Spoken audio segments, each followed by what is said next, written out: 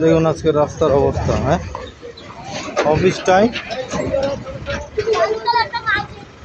9টায়, ফ্যাক্টরিতে ঢুকতে হবে 9টায়। এই দেখুন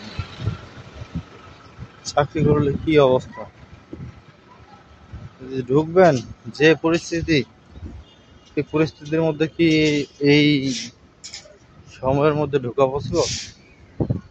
দেখেন পুরা রাস্তা জুড়ে একবারে একই অবস্থা। হ্যাঁ,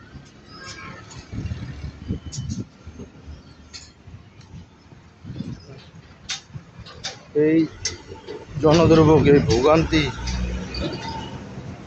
শেষ কবে হবে? কতদিন এই ভোগান্তির শিকার হতে হবে আমাদের?